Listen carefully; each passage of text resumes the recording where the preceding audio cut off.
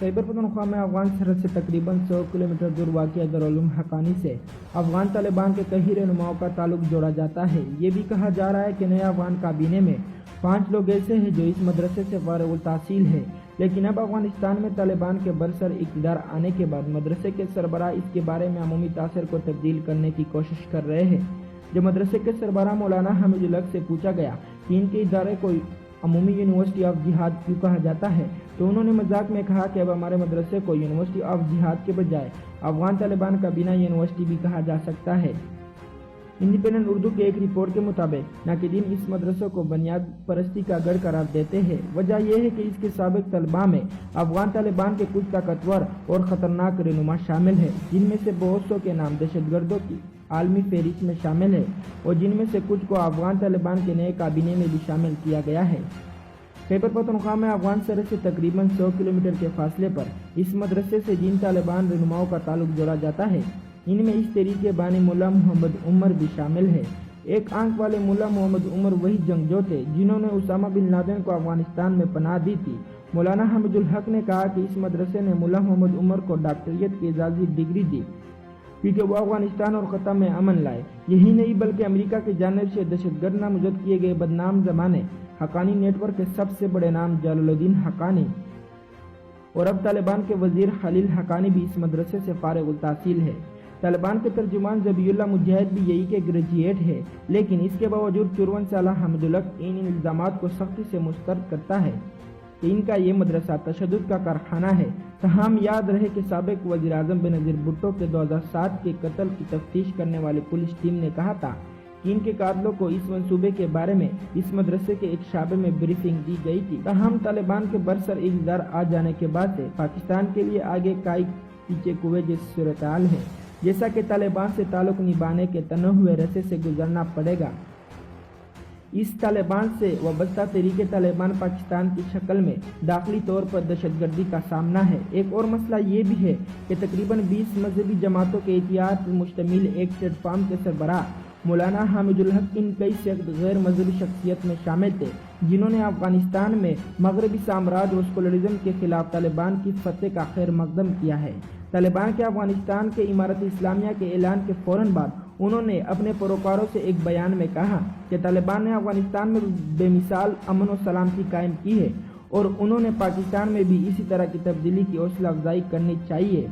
इनके बकौल हाँ, मुझे उम्मीद है कि तालिबान हुकूमत का क़याम पाकिस्तान में एक हकीकी इस्लामी निज़ाम की जदोजहद की तहरीक को जन्म देगा।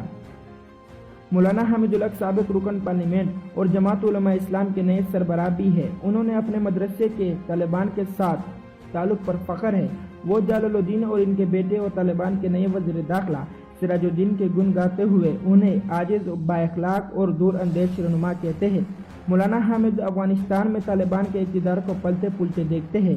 इनके अबूरी काबीने के ऐलान को इनके पोजीशन के मुताबिक जायज़ करार देते हैं और मगरब से मुतालबा करते हैं कि वो मजीद जंग को रोकने के लिए इनकी हुकूमत को तस्लीम करें। हामिदुल हक ने कहा, हम दहशतगर्दी अस्करी यूनिवर्सिटी के तौर पर इस मदरसे की पहचान नहीं चाहते। हमें फ़ख्र है कि हमारे बहुत से साबिक तालिबे इल्म तालिबान काबीना में शामिल है। तालिबान के नई हुकूमत काबीने के निफ्स दर्जन से ज़्यादा अरकान या तो खुद इस मदरसे से फारिग तहसील है या फिर इनकी ख़ानदान का कोई ना कोई फ़र्द यहाँ तालीम हासिल करने आया है।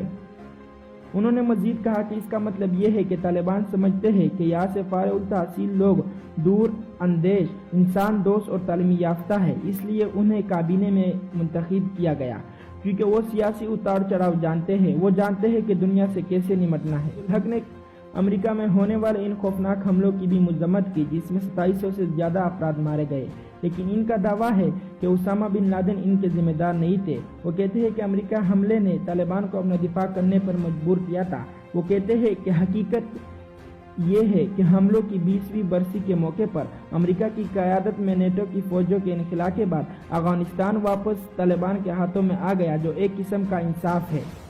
इनके बकौल अमेरिका यहाँ मोहब्बत फैलाने नहीं आया और ना ही पुल भी करने, वो इलाके पर बमबारी करने आया था और ये लोग यानी तालिबान महज अपना दिफा कर रहे थे। انہوں نے مزید کہا کہ واشنگٹن نے یہاں سے نکلنے کا صحیح فیصلہ کیا ہے۔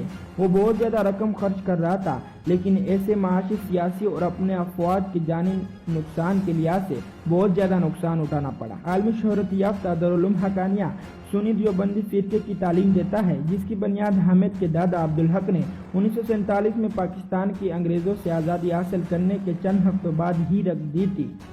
عبدالحق کے جانشین ان کے بیٹے سمیع الحق تھے، جنہیں طالبان کے باپ کے نام سے جانا جاتا ہے۔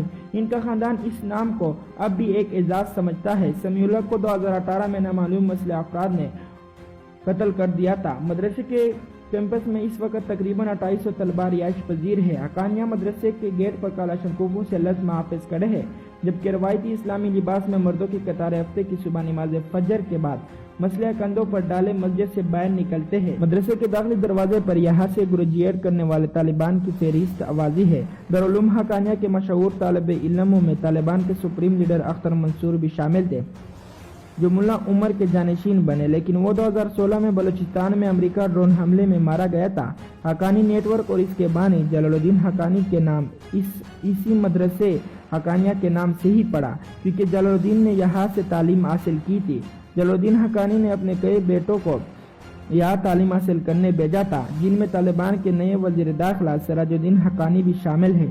سراج الدین کے سر پر 1 کروڑ امریکی ڈالر کا انعام ہے۔ امریکہ ان پر 2008 میں کابل کے ایک ہوٹل پر ہونے والے حملوں میں ملوث ہونے کے ساتھ ساتھ القاعدہ سے اس کا تعلقات کا بھی الزام لگاتا ہے۔ عبدالحق نے تصدیق کی ہے کہ طالبان کے کئی دوسروں وزراء نے یہاں تعلیم حاصل کی ہے، جن میں طالبان کے وزیر تعلیم عبدالباقی حقانی اور وزیر پناہ گزین خلیل حقانی شامل ہیں۔